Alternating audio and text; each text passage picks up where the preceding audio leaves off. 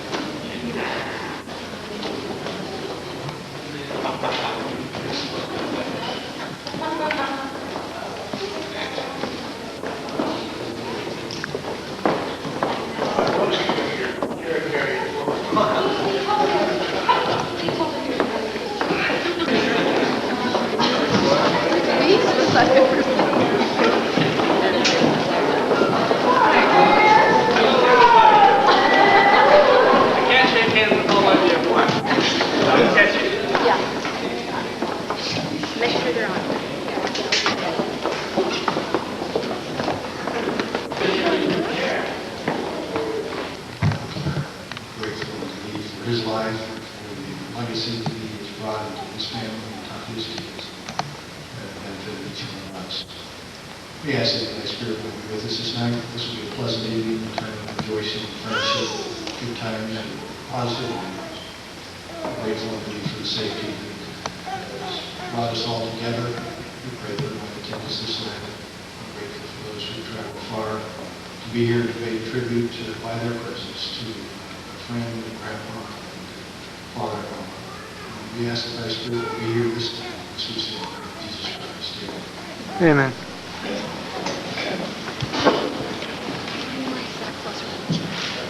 Yeah.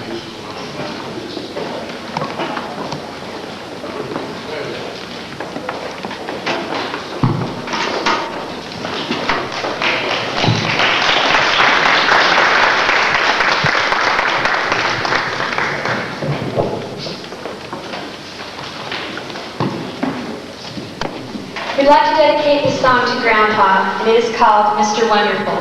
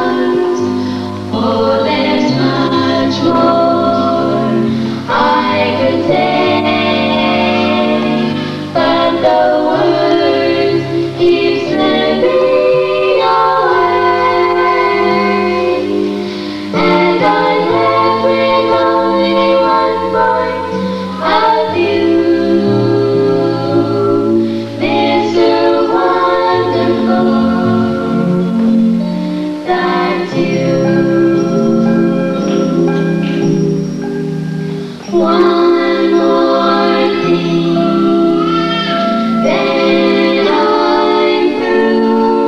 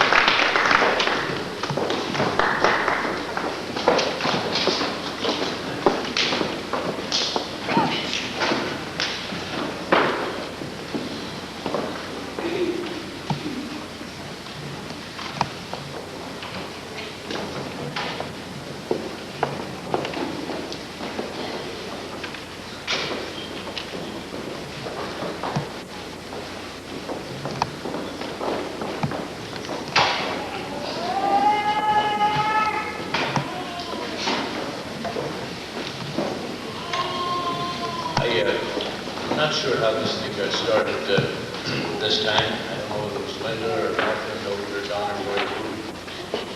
But apparently everybody thought it was a good idea. With very few exceptions, I think I probably known you longer than anybody.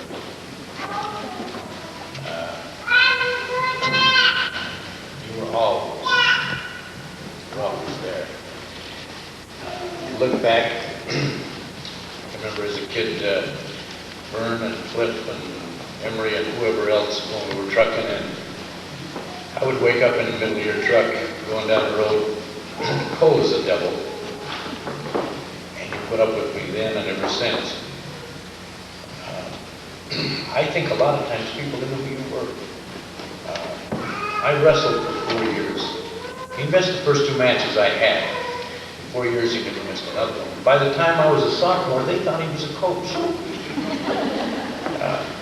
But he was always there for me and for all the rest of us. And though it should cover the bill, we got something for you.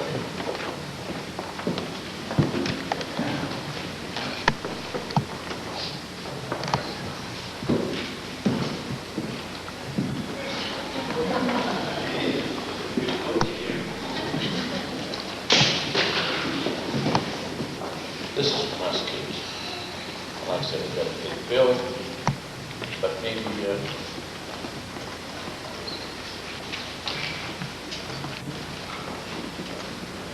to Claire Huggins, 4/8 of 90, happy 70th birthday to the man who was always there.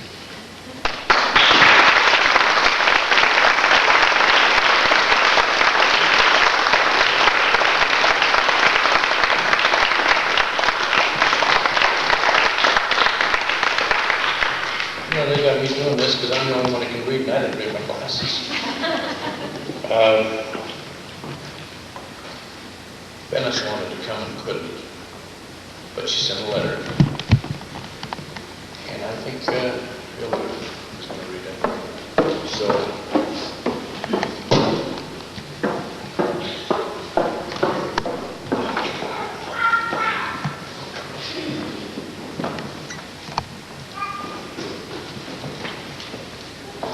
This letter is so sweet that rather than just give it to Daddy, we wanted everyone to hear just exactly what Dennis had to say. She starts out by saying, "My earliest memories of Claire have always been really special, and I wish I could be there today. When I would go to Grandma and Grandpa Huggins, Claire was there helping Grandma because she needed him. To me, he was never an uncle, but a real nice brother. We were 2 years apart in age, and so we always had lots to say to each other, and that has never changed either. We could exchange confidences and know they were respected. And like a brother and sister, we cared about each other's feelings and always had had that special bond. I remember helping Claire get that little wave in his hair. He's famous for that wave. Probably with a comb out of the comb and brush place by the wash dish and the water bucket. I remember Claire helping Grandma get dressed and how we helped her get her corset fastened and the high-lace shoes fixed. Each article necessary to help her stand with her left leg and arm and hand crippled and slow since her stroke when Claire was born. Claire learned to do all the things in a house like ironing, washing, making beds, etc. because Grandma needed him. Because the girls were a lot older than him and married mostly. Because Grandma was neat and clean and ambitious, he learned how to run a house too. He was always good to his folks and has always understood and shared the things women worried about. Every sister-in-law he has will tell you how easy he is to talk to. That goes for his daughters also. I remember the day he told me about his special girlfriend and showed me a picture of this really pretty girl with long, beautiful blonde hair. Her name was Mary Dawn, and he was in love. She became the mother of his 8 children, and he is, and always has been, proud of his family. Through the years, we have written to each other, exchanged birthday cards. He calls me his sister, and I have always been proud of that. He calls me occasionally on the phone, and for a minute, I'm not sure anymore if it is Claire or my own son's voice, unless he says, "How are you, Toots?" I remember when Fonnie died. I asked him to come out here to Middleton to speak to Fonnie's funeral, and he did that for me. You can depend on Claire when you need him. It is easier for him to put his arm around you than any other Huggins that I know. I think he grew up with a lot of compassion for people because he grew up caring for a mother who needed him in the most personal way, and she could depend on him. Claire and his brothers are not uncles to me. They are my brothers, and always have been. Happy birthday, Claire. The years have come and gone, but the love and admiration I have for you has ever been the same. Even though the miles are far between, the caring still goes on. And I'm glad he has Ellen to help him on this birthday, too. I think she is a special lady. To you this special day, Claire, I love you as ever, your little sister, Venice.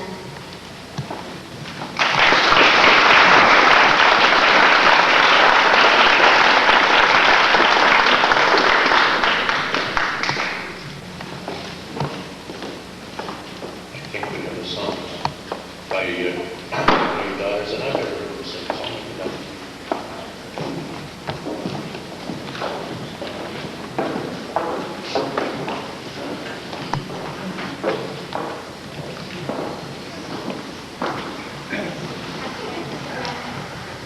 We're not ready. We don't want to sing yet.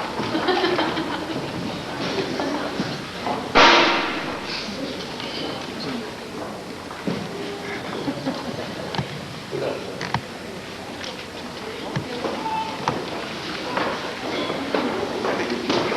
Come on up here.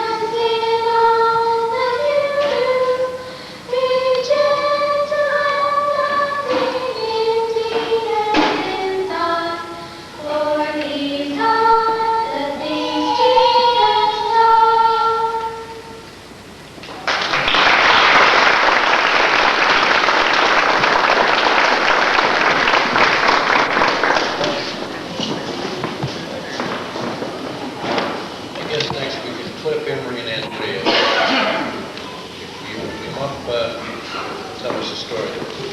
Clifford, you're first.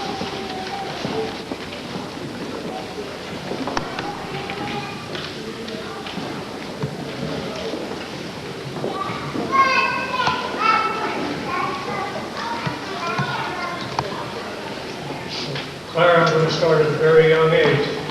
I can remember the day you were born. I remember when you got to be about 2.5 years old. And we had a wood pile down by the house, probably 6 or 8 feet high, 10 feet wide. I used to love to cut wood.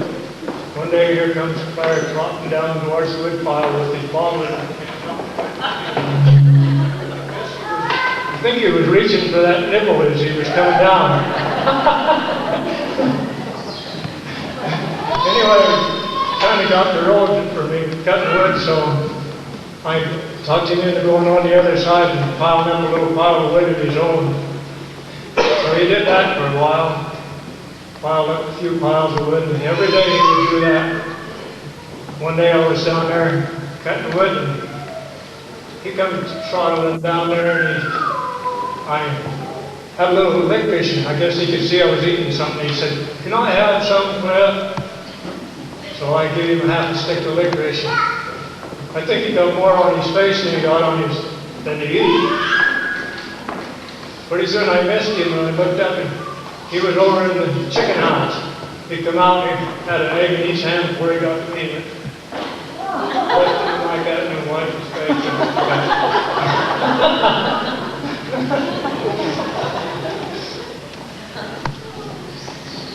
Then there was another story when we were hauling wheat.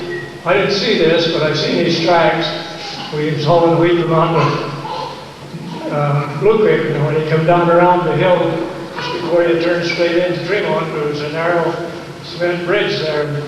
When you come around that hill, you see a car parked, or a truck parked in the bridge, and it was almost over in the middle. And he had picked up a hitchhiker. He said, "Boy, this is going to be close." Says the hitchhiker said, "Boy, you just ain't kidding, it's going to be close." When they went through there, he flipped the side right off his truck and scattered wheat down the road for about 2 blocks.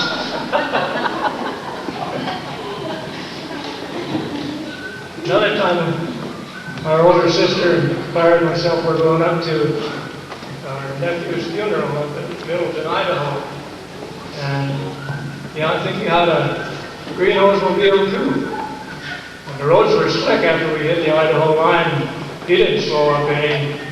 Pretty soon, Berta looked at the speedometer and he said, 90 miles an hour. And she said, "Claire, will you slow this thing down?"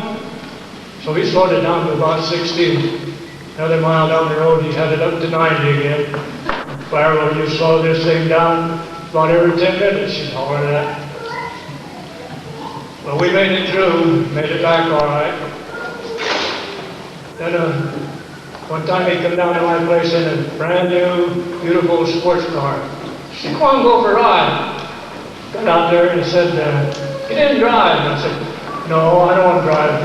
You drive it and I'll ride." So we went out around 11 South and down on the freeway, started up the road. We hadn't gone, I don't think we went 300 feet till we had it up to 100 miles an hour. So we have a daughter that works in the Roy Circuit Court. I was telling her about it one day, and she said, she laughed her head off. She said, "Boy, wouldn't that be funny? The highway patrolman that picked up them 2 old men in that new sports car doing 100 miles an hour." I think he should have been a race car driver. Another time, coming down through Honeywell, down through Harbor Ward, he said he was doing 100 miles an hour, and this deer ran out in front of him, and he shredded it right through the radiator.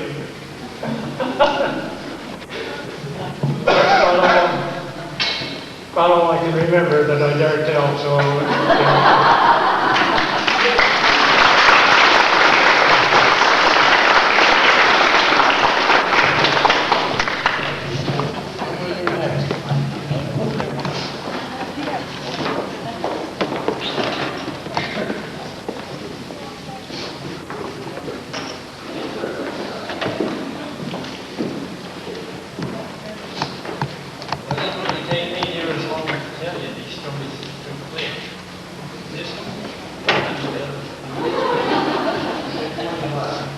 Anyway,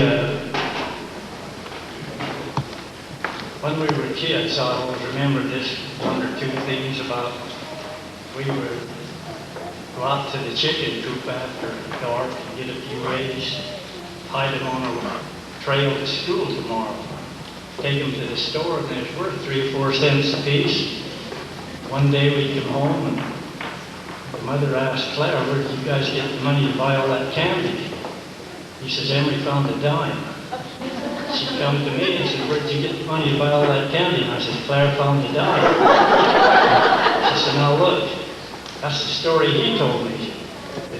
He said, you found it. Now you say he did. And I said, well, we both seen it at the same time. Then when he'd get mad at me, usually he'd throw something at me or give him something to fight me off with. I was a little bit bigger. This one day, I done something and ran, and he grabbed the scissors and threw at me, and I pulled the door shut in the next room, and I thought I got away with something. I stuck my head back out, and I says, ha, you missed me. And I looked down, they're sticking right in my arm. I'll tell you now, things are different. Then that wood pile he talked about, when it was about dark, why either Cliff or me had to go back out there and find his bottle that he left. Anyway, that's about all I dare tell him.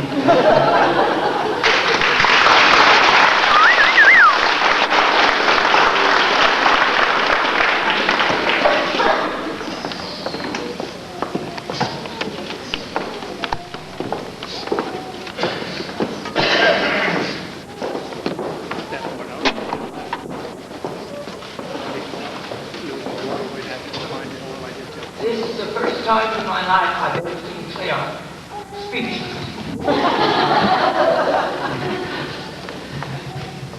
I haven't known Claire quite as long as Emery and Clifford, but he was about 4 years old, I think, when I started going to church.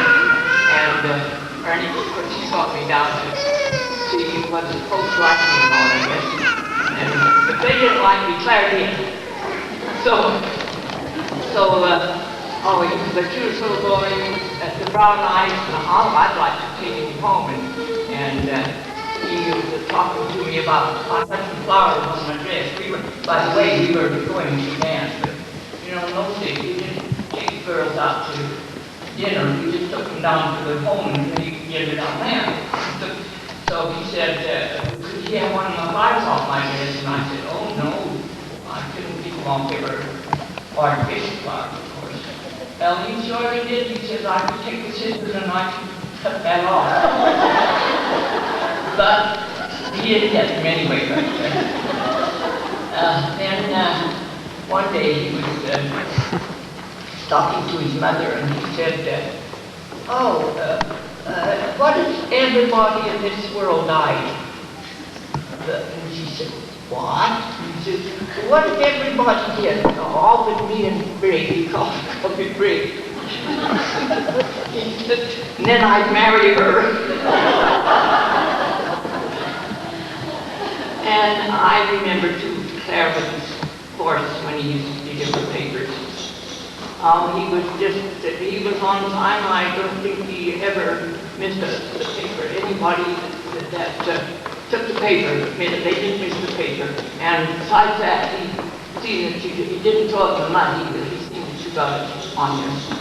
And he was so good to his mother. She just couldn't get along without him, that's all. He was her right-hand man and her right-hand woman and her everything. He was a good guy. And we all loved him, Claire.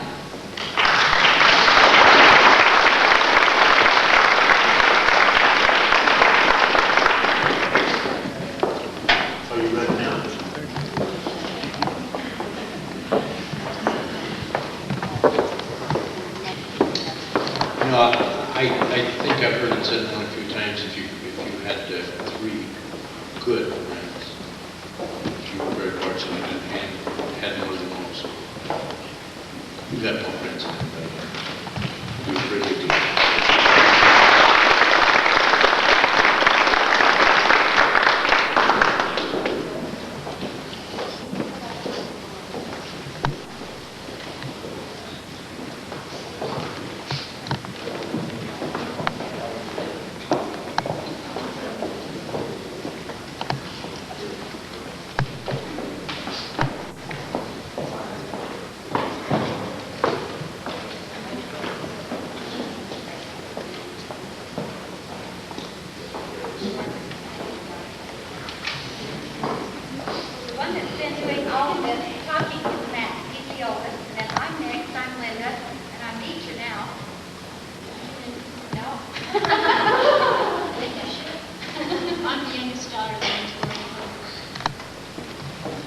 oldest twin.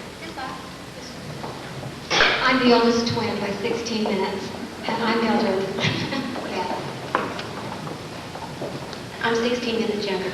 I'm Martha Bullock. I'm 14 months younger. So that doesn't make me a twin. I'm gone. Mark's over there. Mark's the one with the cute little boy in his lap.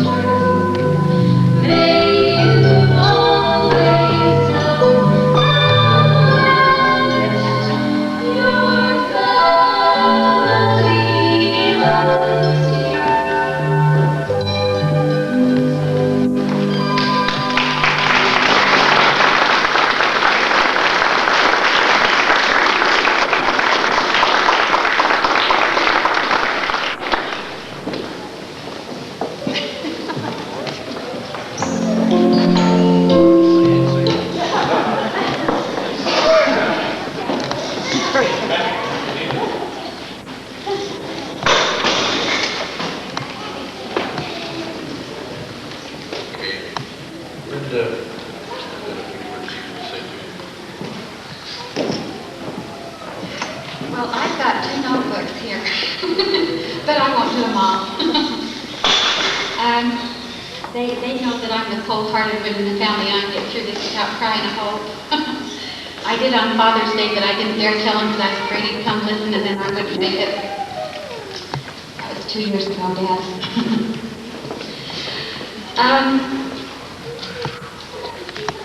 This has been the most fun planning this and getting to talk to those of you that we did. I met Keo, got to talk with him a couple of times, and Daryl Carden, I think, couldn't be here. He was going to be. Daryl is one of our dear friends because his dad's dear friend from the Army. I've made so many notes I don't quite know where to begin, except my first memories of Dad are, I remember missing him so much because he wasn't there, he was in the Army. And then we went down to Texas and stayed for a while, and then I remember coming back and he wasn't back with us yet. We missed him then. And then he came home and he was so sick. And I guess I was really concerned about it. And so I tried to take care of him. And I think I was 3, something. And you've probably noticed those, well, I don't think there's anybody here that wouldn't have noticed. Dad is very neat, very immaculate, and always has shiny, shiny shoes. And even when I was 3, I realized that that was important to him. And so I knew that if I could help keep his shoes shiny, that I would please him. So I knew where the butter was, and I did that for him. And he didn't spank me. I don't think he ever spanked me, really. I don't ever remember being spanked. I remember getting a good swat a couple of times, but not often. And I don't think Dad knows what a good teacher he was. He taught us all to draw fast, I'm afraid. But besides that,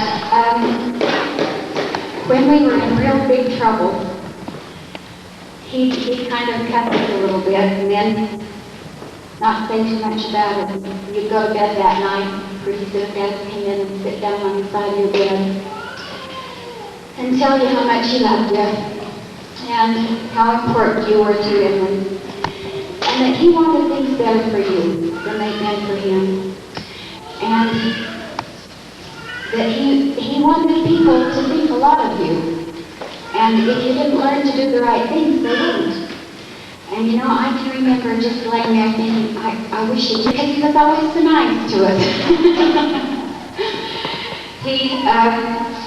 I think in the family, we all know that he's got a real hot temper that's kind of quick sometimes, but I haven't seen it for years and years. And to balance that, he is the most tender person that I know of. He can be brought to tears by a little child, or a song, or a story. It's always fun to visit with Dad. It's kind of a contest when we go to lunch, and I get to go with him quite a bit, because we're both good gatherers. And it's a little bit of a contest to see who gets their time in, I guess, because we're both pretty good at it, aren't we, Dad? But as I was growing up, I remember what a good listener he was. And he really could tell Dad anything. And he understood. And he didn't really think it was stupid, and he didn't think you were too dumb. And he expected the best out of us, and he wanted the best. But I remember that it was okay and things didn't go just right. I remember having a chemistry class once. And it was my senior year, and I decided I was going to be a real good student, and I was going to take some classes that were going to illustrate what a good student I was, and I was going to do well with them. And I got in chemistry, and I'd been there about 4 days, and I thought, I'm going to drown.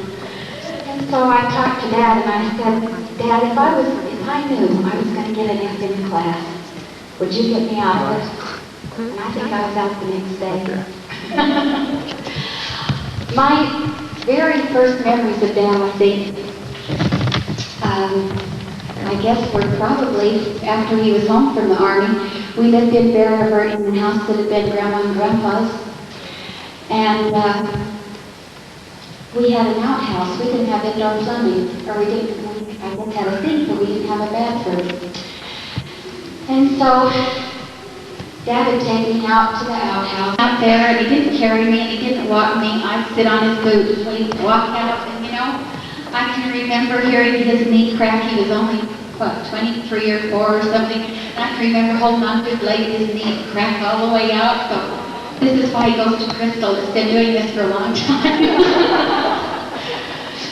I remember when Mother was in the hospital having twins, or Dawn, or Gloria, or Joe, or Mark. We didn't have to worry whether we would have clean clothes or clean food, or if our hair would be done if we were too little to do it ourselves, because Dad could do it as well as anybody, and better than most. And our school lunches were always wonderful. I don't know if I ever told you this, but he'd always take chocolates to Mother because she'd done something wonderful, and then he'd always give us some chocolates in our lunch because he liked us. And they were always good. I remember riding into Brigham to see Grandma, who was my mother's mother. And she was always one of Dad's biggest fans, I think. She always just loved him and always had sweet things to say to him, and reason nods, he loved her. He was always good to her. But I remember riding in with him and sitting on his lap while he drives the truck, and he'd comb my hair all the way to Brigham lots of times and let me think I was driving. And I think I just about ditched us once because of it. But there are so many good memories of him.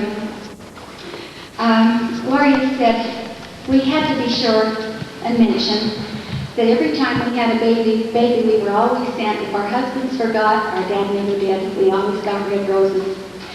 And Don had a beautiful little baby girl born on the 4th of July once. And it was a holiday, so Bruce Laurel was closed. But Dad got him to open up and give him some red roses for Don because that was special. He's always been really good never to miss birthdays. Birthdays are important. Important things are important to Dad. He remembers all of the grandkids. They always get a card with some money in it. He always remembers us with a gift or some money or something special. Dad's always been a real gentleman. It's so much fun to go with him places because he always treats you so well. He opens the door for you, he takes your arm, he just makes you feel like you're queen for a day. And it doesn't matter if you're 10 or 20 or 40 or almost 50. It's just fun to go with Dad. He's always friendly to everybody too. It doesn't matter if you're in a different city. It doesn't matter if he doesn't know someone in the elevator. He'll talk to them. And he's got a friend before he leaves. I remember reading a thought that I've always loved, and I think maybe I recognized it. I don't remember if Dad told it to me first or if I just recognized it because it reminded me so much of him. But it was supposed to have been said by Henry Ford, and the thought was, whether you think you can or can't, you're right. And Dad was always that kind of person, but he was a motivator too because he always made us think that we could. He made us think that we could take piano lessons even if it was the 4th or 5th or 6th time that you'd quit. He thought maybe you wanted to start again, and the rest of them did better, but I quit a lot. We got to take dancing and tap dancing and ballet and guitar and just about anything we wanted. And Dad never thought he had any talent at all, but he thought that we had a lot. He could always be counted on if you needed it. If I was alone, because Kemp was working graveyard, and there was a time when I got some really bad phone calls, and I was scared right to death, and Kemp was at work. And if I would call Dad, he would be there within minutes. I mean, it was like I'd hang up the phone and he'd be there. He's been the best security blanket you could ever have. I didn't realize that Max was going to come up with the thought that he was always there, but he was. He's been always there for all of us. When we moved into Brigham, he worked at Central Chevrolet, and he worked there before we moved in too. And when we lived in Barrow, we lived across the street from the Gardners, and he's always liked older people. And he's always been very kind to them. And Florence Gardner was the cutest, dearest little lady, and her husband, Jack Bird, I don't know, what do I know? Anyway, they were such nice people. And Florence worked in town at Penny's, and Jack worked for the Sheriff's Department. Bird worked for the Sheriff's Department. And I remember Dad picking them up and taking them in to work with him because they needed the ride, and probably all of you know that he can help you anyway. He doesn't, it isn't that he just doesn't mind doing it. He's just pleased to be able to help somebody. If you've got a flat tire, I don't think he could drive fast.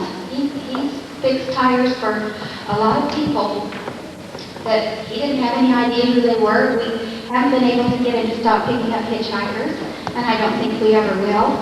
It's just not his nature to pass somebody by that needs help.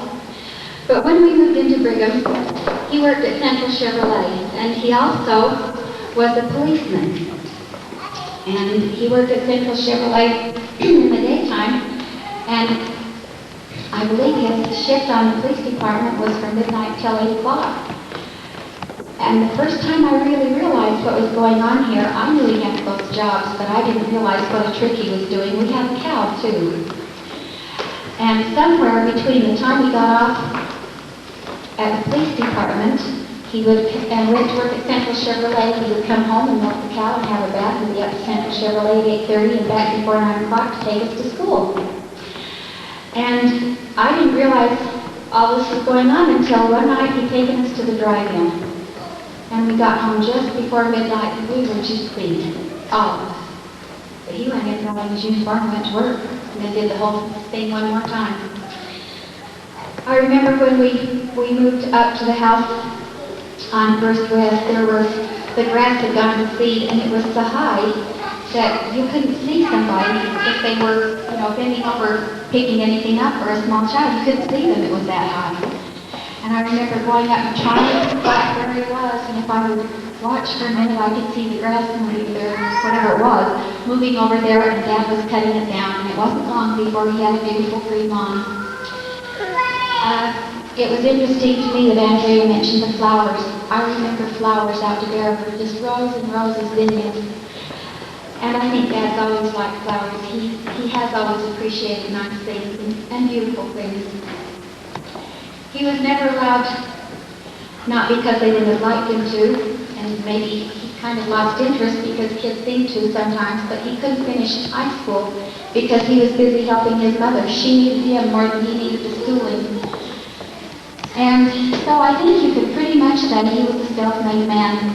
He had a lot of help when he was a little boy, a really little boy, because his mother couldn't take care of him until he was about 2 years old, I understand.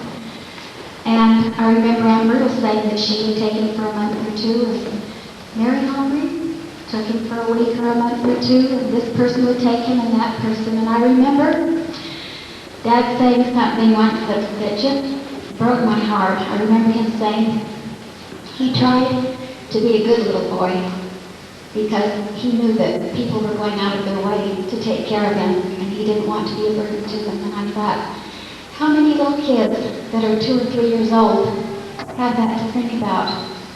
But he did. He's always been good to support us in whatever we did. He supported Joe and Mark on their missions. He supported Max in all Max's endeavors at high school, and has been so proud of their accomplishments. He loves to be with people. I don't know anybody that's more appreciative or thoughtful of kindness and goodness in other people. I don't know of anybody else that you can spend time with and then leave and he'll call you back to say thanks. He forgot to say thanks, but he didn't. He just would feel really bad if he did neglect to do that. Dad could always be depended upon. If you told him a secret, it stayed right there. It wouldn't go any farther. And that was always appreciated. And however bad we fouled up, he might not like what we did, but he still loved us. He's always been a good example, the best I know, of unconditional love. He used to take, as Max mentioned, Max and I think Bobby Christensen home once in a while, and once in a while I got to go with my friend too. And I didn't realize it was such a big deal at the time. I liked it, but I didn't realize that other dads didn't do that. But he'd get us up in almost the middle of the night, and we'd go get my friend, and we'd have our dolls, and we'd go have breakfast someplace a few miles down the road, and spend the day playing with the dolls while he hauled sheep, and then we'd come home, and it was always a special day. Well, I've got notes and notes, and if I told you how much he means to us, we'd have to get our sleeping bags and stay over and make a slumber party. But he is really special. I think that besides being the man who was always there, and that we love him very much, he's always been somebody that we looked up to. He's our hero.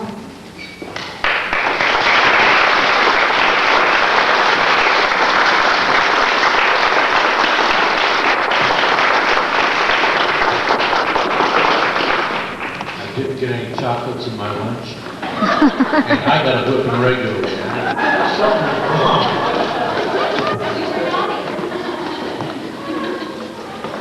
I'll tell you what, I was the oldest, and it's got to be easier when you've got one kid to devote your time and attention to, 2 or 4 or 6 or 8, and so I got a lot more of his attention than some of the others, and times were a little different with the jobs that we had, but I spent a lot of time with him. Everybody had a brother, and he was mine. He was huge. He was never that tall. He was just fit. He was stronger than anybody I knew. I never saw the day I got out running. And he had a dignity about it that I've never seen. Your word had to mean something. He was my father, and I had no choice. He is the best friend I have. We got a song for the grandkids.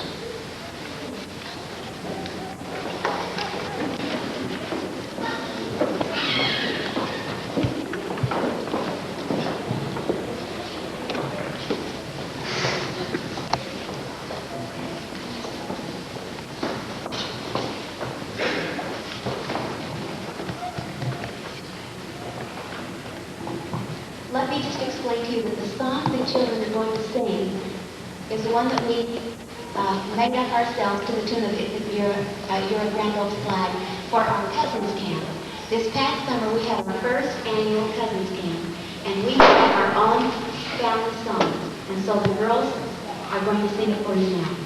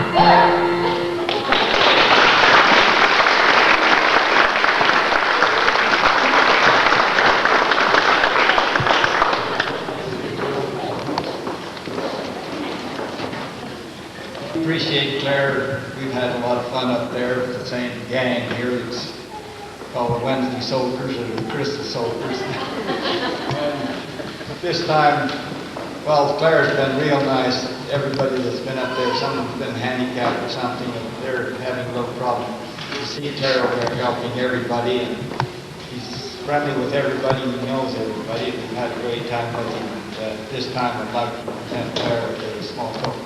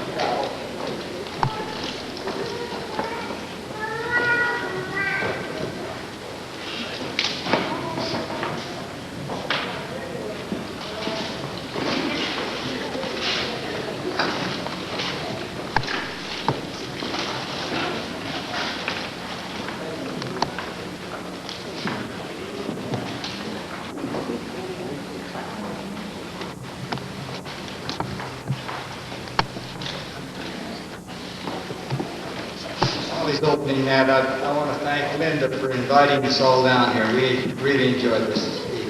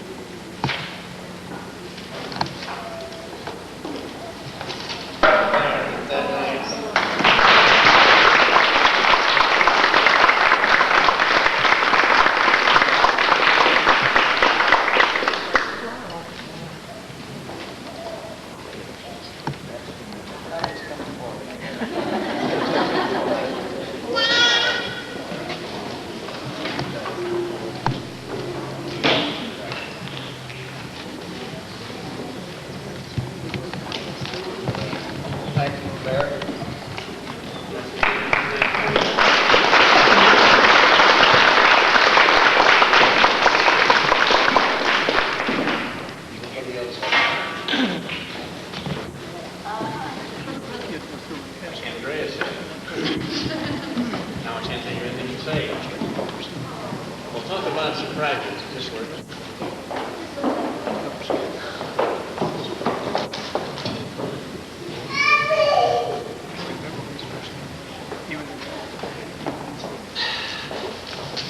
I knew nothing about that. When I walked in the door and I saw Sharice over there, I thought, what is she doing here? I came in here to get some chairs. Reminds me of the story of the two or three guys were sitting in the doctor's office and they didn't have any clothes on.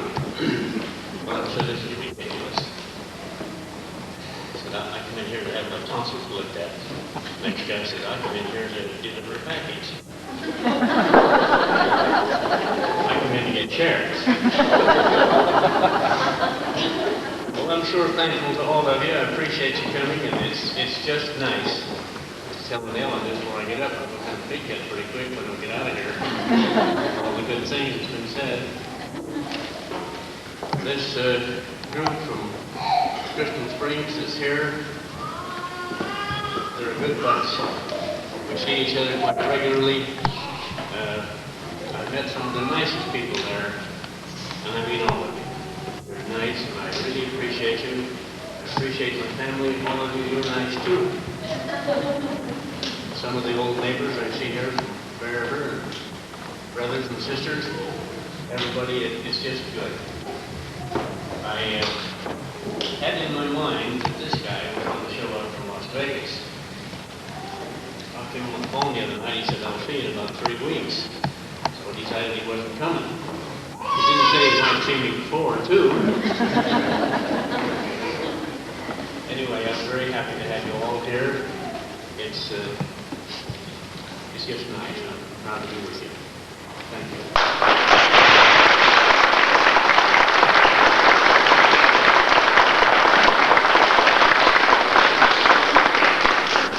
According to how you want it on the placard in person.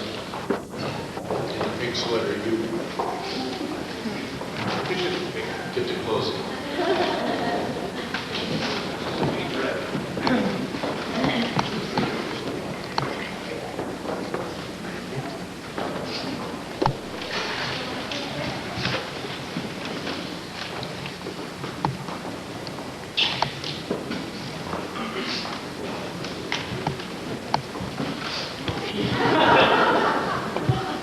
They told me he's a tough guy.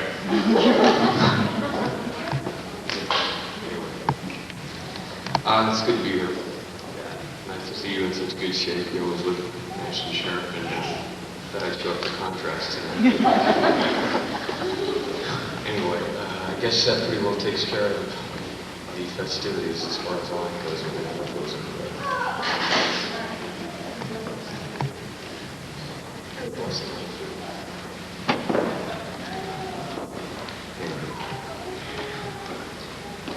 Our Father which art in heaven, we are thankful for all the many blessings that continually bestows upon us. We are especially grateful this evening for the opportunity we have had to take some time to honor our earthly father, Claire Huggins. And we ask you to God continue to watch over him and bless him, give him the things that he needs, and provide him with the things that make life happy for him. We would also like to take this time to ask a blessing on the food that it might be nourishing for all, and that we will always be mindful of the blessing that God has given us. We ask you to bless all of us also as we return home. We might travel safely. Be sure to bless and be with us in Jesus Christ. Amen.